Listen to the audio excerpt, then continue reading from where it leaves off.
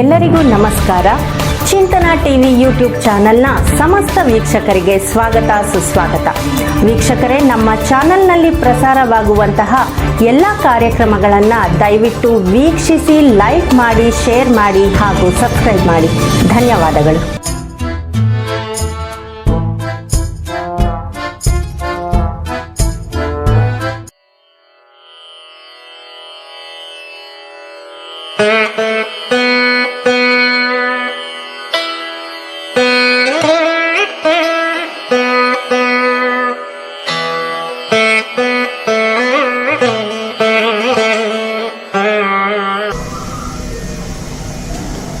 ನಮ್ಮ ನಾಡಿನ ಸಾಂಸ್ಕೃತಿಕ ಚಿಂತಕರು, ಸಾಹಿತ್ಯಿಕ ಚಿಂತಕರು, ಶೈಕ್ಷಣಿಕ ಚಿಂತಕರು, ಧಾರ್ಮಿಕ ಚಿಂತಕರು ಆದಂತಹ ಹೆಮ್ಮೆಯ ಸನ್ಮಾನ್ಯ ಶ್ರೀ ರಂಜಾನ್ ದರ್ಗಾ ಅವರು ಇವತ್ತಿನ ಈ ಚಿಂತನ ಯೂಟ್ಯೂಬ್ ಕಾರ್ಯಕ್ರಮದಲ್ಲಿ ವಿಶೇಷವಾಗಿ ಸಂದರ್ಶನ ಮಾಡಲಿಕ್ಕೆ ನಮಗೆ ಭಾಳ ಸಂತೋಷ ಅನಿಸಿದೆ. ನಾನು ಚಿಂತನ ಯೂಟ್ಯೂಬ್ ಕಾರ್ಯಕ್ರಮದ ಹಿನ್ನೆಲೆಯಲ್ಲಿ ಅವರೆಲ್ಲರ ಪರವಾಗಿ ರಂಜಾನ್ ದರ್ಗಾ ಅವರಿಗೆ ಸ್ವಾಗತವನ್ನು ಕೊಡ್ತಾ ಇದ್ದೇನೆ. ಸರ್, ನಾನು ಮೊಟ್ಟಮೊದಲಾಗಿ ನಿಮ್ಮನ್ನು ಪ್ರಶ್ನೆ ಮಾಡ್ತಕ್ಕಂಥದ್ದು ಈ ಸಂದರ್ಶನದಲ್ಲಿ, ಇತ್ತೀಚಿನ ದಿನಗಳಲ್ಲಿ ಭಾರತ ತುಂಬೆಲ್ಲ ಅಥವಾ ಜಗತ್ತಿನೆಲ್ಲ ಈ ಸಾಮಾಜಿಕ ಜಾಲತಾಣಗಳಲ್ಲಿ ಆಗ್ತಕ್ಕಂಥ ಸುದ್ದಿಗಳು, ರಾಜಕೀಯ ಸುದ್ದಿ ಇರ್ಬೋದು ಅಥವಾ ಧಾರ್ಮಿಕ ಇರ್ಬೋದು, ಯಾರೇ ಇರ್ಬೋದು, ಅದು ನಮ್ಮ ಯುವಕ ಯುವತಿಯರ ಮೇಲೆ ಈ ಫ್ಯಾಸಿಸ್ಟ್ ಮನೋಭಾವನೆಯನ್ನು ತುಂಬತಕ್ಕಂಥ ಕೆಲಸ ನಡೆದಿರ್ತಕ್ಕಂಥದ್ದು ನನಗೆ ಗೊತ್ತಾಗ್ತದೆ ಮತ್ತು ನೋಡಿದ್ರೆ ಎಲ್ಲೂ ಗೊತ್ತಾಗ್ತದೆ. ಈಗಿನ ಯುವ ತರುಣಿಯರಿಗೆ ಈ ಮಿಸ್ಯೂಸ್ ಆಫ್ ನಾವು ಜಾಲತಾಣಗಳಂತೇವಲ್ಲ, ಅದ್ರ ಬಗ್ಗೆ ಅದನ್ನ ಹೇಗೆ ಕಂಟ್ರೋಲ್ ಮಾಡಬೇಕು, ಅದು ಏನು ಮಾಡ್ಲಿಕ್ಕೆ ಸಾಧ್ಯ ಇದೆ ಅನ್ನೋದ್ರ ಬಗ್ಗೆ ತಮ್ಮ ಅಭಿಪ್ರಾಯ ಏನು ಸರ್? ಈ ಸಾಮಾಜಿಕ ಜಾಲತಾಣ ಅನ್ನೋದು ಅದೊಂದು ಮಾಧ್ಯಮ. ಅದನ್ನು ನಮ್ಮ ಜನ ಅಂದರೆ ಒಂದು ವರ್ಗ ಹೆಂಗೆ ಉಪಯೋಗ ಮಾಡ್ಕೋತಿದೆ ಅದ್ರ ಬಗ್ಗೆ ನಾವು ಚಿಂತನೆ ಮಾಡೋಕ್ಕಾಗಿದೆ. ಅದು ಒಂದು ಕ್ಯಾಂಡಲ್ ಇದ್ದ ಹಾಗೆ, ಅದು ನೀವು ಬೆಳಕು ಕೊಡ್ತದೆ, ನೀವು ಅದರಿಂದ ಬೆಂಕಿನೂ ಹಚ್ಬೋದು. ಆದ್ದರಿಂದ ಯಾವುದೇ ಮಾಧ್ಯಮಗಳು ತಮ್ಮಷ್ಟಾವೆ ಅವು ಒಳ್ಳೆಯದು ಅಥವಾ ಕೆಟ್ಟದ್ದಿರೋದಿಲ್ಲ. ಅವುಗಳ ಉಪಯೋಗ ನಾವು ಹೆಂಗೆ ಮಾಡ್ಕೋತಾ ಇದ್ದೇವೆ.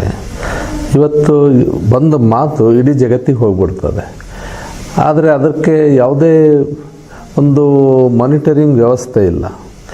ಇದು ಸತ್ಯವೋ ಸುಳ್ಳು ಅಥವಾ ಇದು ಮನುಷ್ಯ ಕುಲಕ್ಕೆ ಇದು ಪರಿಣಾಮಕಾರಿ ಆಗ್ತದೋ ಅಥವಾ ದುಷ್ಪರಿಣಾಮಕಾರಿ ಆಗ್ತದೋ ಅನ್ನೋದ್ರ ಬಗ್ಗೆ ಮೀಡಿಯಾ ಈಸ್ ಅನ್ಕಂಟ್ರೋಲೇಬಲ್. ಮೊದಲು ಪ್ರೆಸ್ ಮೀಡಿಯಾದಲ್ಲಿ ಅಂದರೆ ಈ ಪ್ರಿಂಟ್ ಮೀಡಿಯಾದಲ್ಲಿ ಬಹಳ, ಯಾಕಂದರೆ ನಾನು 35 ವರ್ಷ ಪ್ರಿಂಟ್ ಮೀಡಿಯಾದಲ್ಲಿ ಕಳೆದಿದ್ದೀನಿ. ಅಲ್ಲಿ ಒಂದು ಶಬ್ದ ಪ್ರಯೋಗ ಮಾಡಬೇಕಾದ್ರೆ ಅದು ಎಷ್ಟು ಚೆನ್ನಾಗಿ ನಮಗೆ ಇದೊಂದು ವ್ಯವಸ್ಥೆ ಇತ್ತು ಅಂದರೆ, when there is doubt cut it out ಅನ್ನೋದೇ ಒಂದು ಗಾದೆ ಮಾತಾಗಿತ್ತು.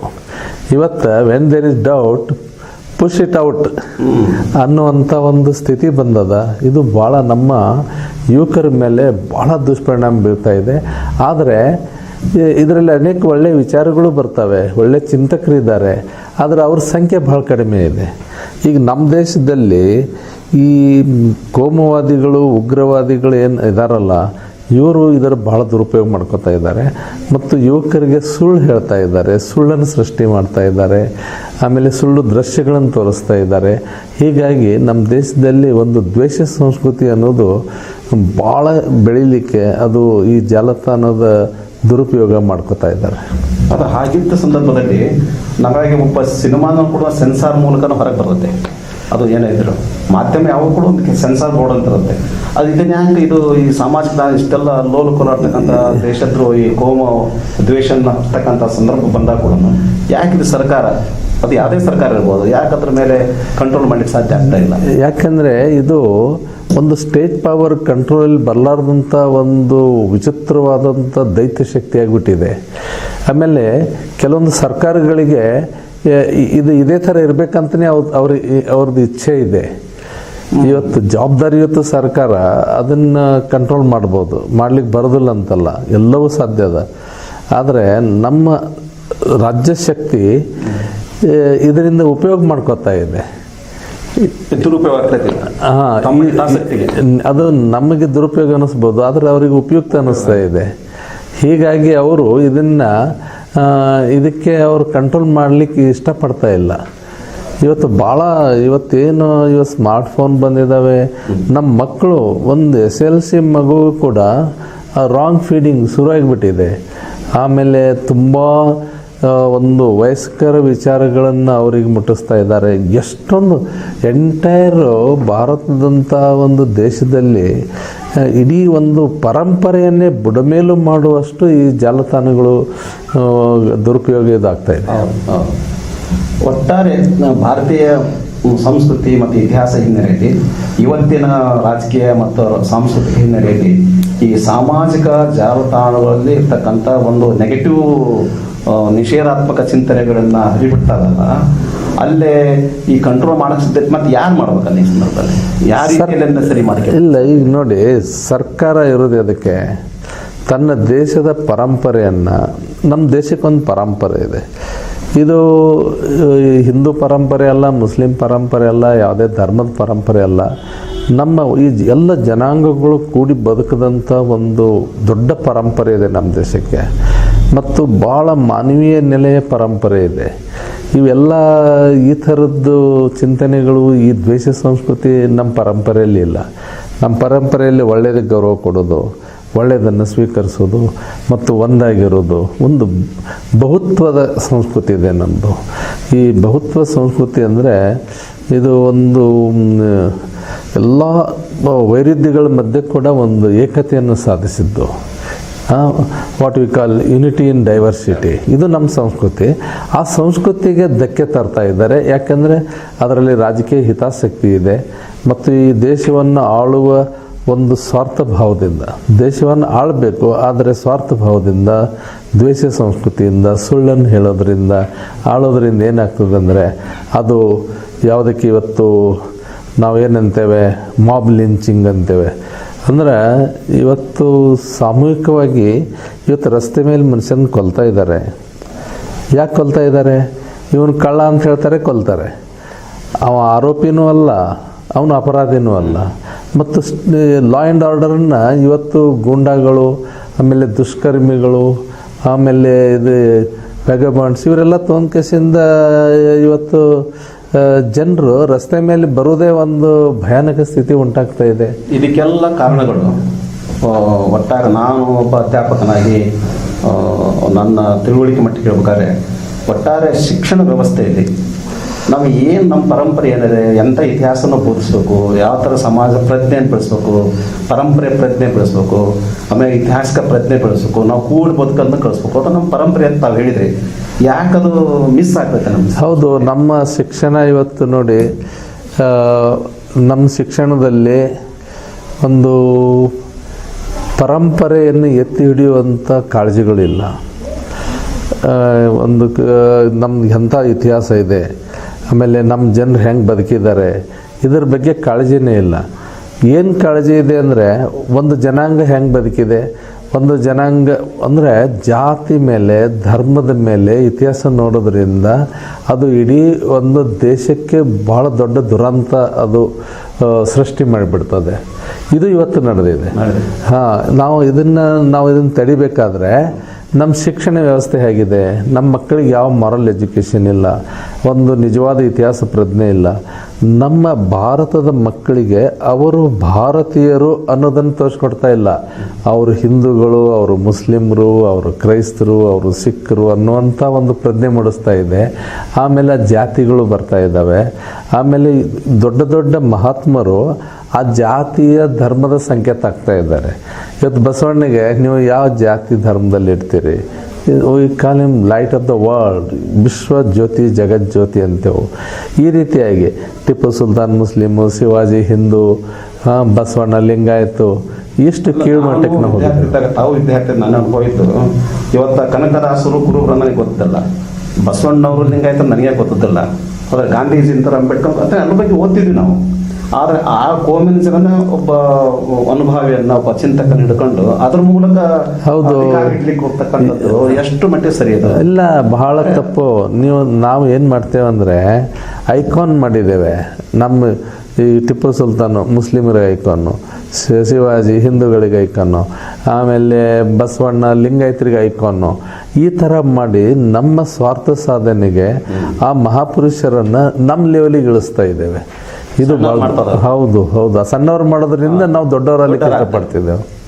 ಅಲ್ಲ, ನನಗೆ ಇದರ ಹಿನ್ನೆಲೆ ಏನೊಂದು ದೊಡ್ಡ ಹುನ್ನಾರ ಅಂತ ಪಟ್ಟಬದ್ಧ ಹಿತಾಸಕ್ತಿ ರಾಜಕಾರಣಿಗಳು, ಪಟ್ಟಬದ್ಧ ಹಿತಾಸಕ್ತ ಪುರೋಹಿತಶಾಹಿಗಳು, ಇವರು ಸೇರೆ ಮಾಡ್ತಾರೆ. ಹೌದು, ನಮ್ಮ ದೇಶದಲ್ಲಿ ಯಾವಾಗಲೂ ಪುರೋಹಿತಶಾಹಿ ನಮ್ಮ ಸ್ಟೇಟ್ ಪವರನ್ನು, ರಾಜ್ಯಶಕ್ತಿಯನ್ನು ಕಂಟ್ರೋಲ್ ಮಾಡ್ತಾನೆ ಬಂದಿದೆ, ಹಿಡಿತದಲ್ಲಿ ಇಟ್ಕೋತೇ ಬಂದಿದೆ.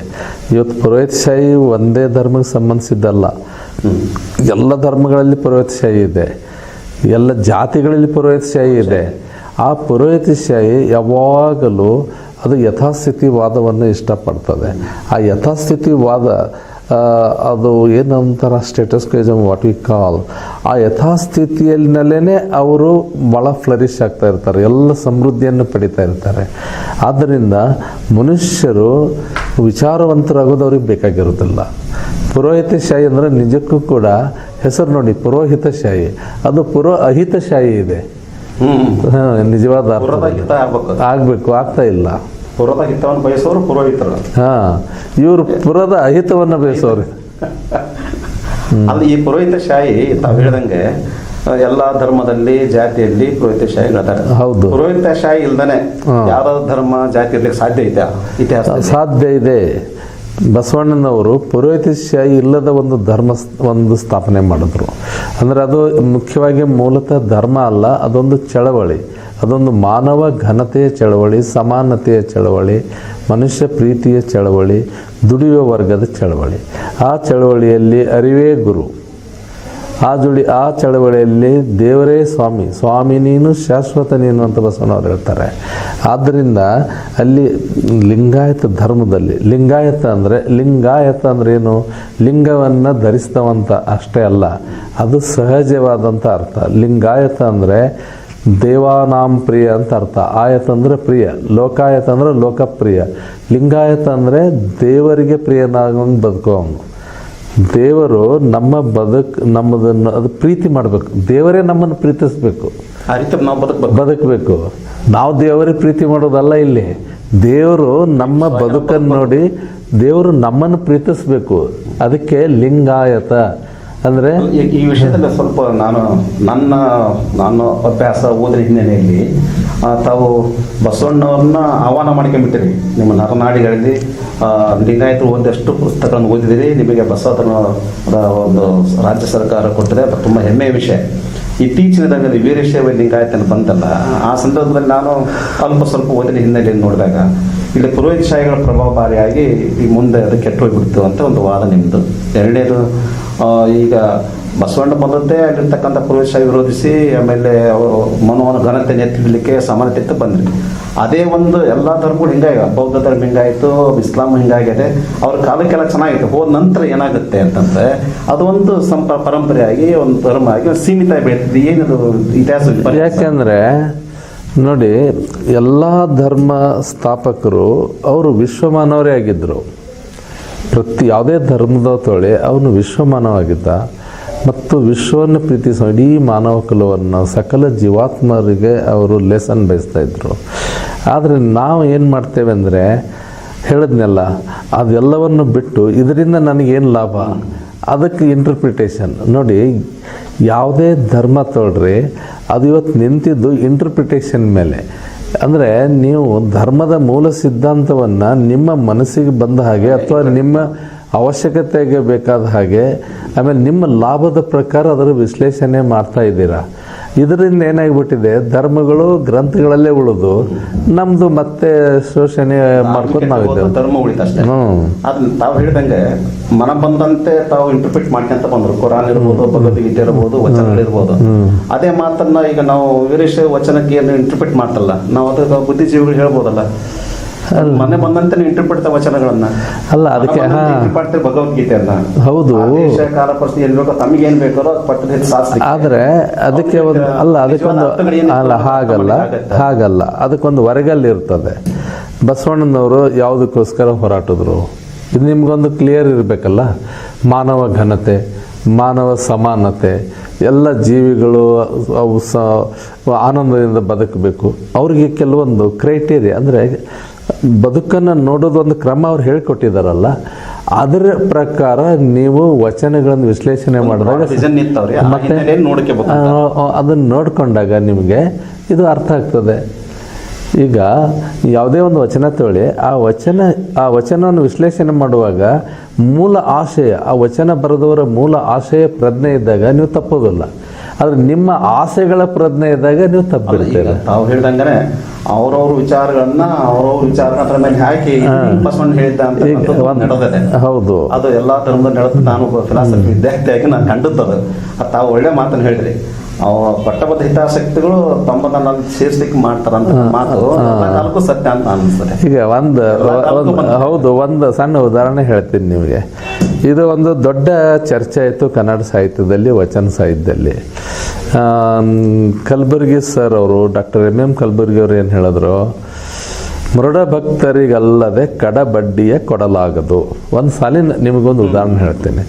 ಅವ್ರು ಏನು ಹೇಳಿದ್ರು, ಶಿವಭಕ್ತರಿಗೆ ಕೊಡಬೇಕು, ಅದ್ರ ಬದಲಿ ಕಡ ಕೊಡೋದು ಬಡ್ಡಿ ಕೊಡೋದು ಮಾಡಬಾರ್ದು. ನಿಮ್ಮ ಹತ್ರ ಜಾಸ್ತಿ ದುಡ್ಡಿದ್ರೆ ಕಷ್ಟದಲ್ಲಿರುವಂಥ ಒಬ್ಬ ಶರಣರಿಗೆ ಕೊಡಬೇಕು ಅಂದರೆ ಸಿಂದ.